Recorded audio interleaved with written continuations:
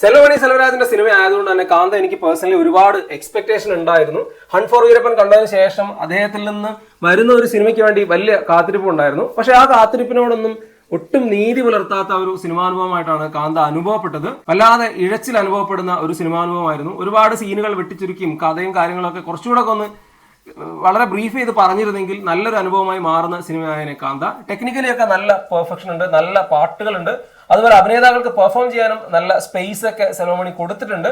പക്ഷേ ഈ പറഞ്ഞ പോലെയാണ്, ആളില്ലാത്ത ഗ്രൗണ്ടിൽ സിക്സ് അടിക്കുന്ന പോലെ ആയിരുന്നു പെർഫോമൻസിന്റെ കാര്യമൊക്കെ പറയുമ്പോൾ. ഗംഭീരമായ പെർഫോമൻസ്, പക്ഷെ സിനിമ മോശമായി എന്നുള്ള അവസ്ഥയിലാണ്. ഒരു പക്ഷേ ഈ പെർഫോമൻസിനൊക്കെ ഇമ്പാക്ട് അത്ര രീതിക്ക് വരാതെ പോയത് ഈ സിനിമയുടെ മെയിൻ ആയിട്ടുള്ള സ്ക്രിപ്റ്റിങ്ങിലും അതുപോലെ തന്നെ അതിന്റെ ഒരു സ്റ്റോറി ടെല്ലിംഗ് മേക്കിങ്ങിലൊക്കെ വന്നിട്ടുള്ള പാളിച്ചയാണെന്ന് പറയാം. എന്തായാലും സെൽവമണി സെൽവരാജിൽ നിന്ന് കുറെ കൂടെ ക്വാളിറ്റി ഉള്ള ഒരു സിനിമയായിരുന്നു പേഴ്സണലി പ്രതീക്ഷിച്ചത്.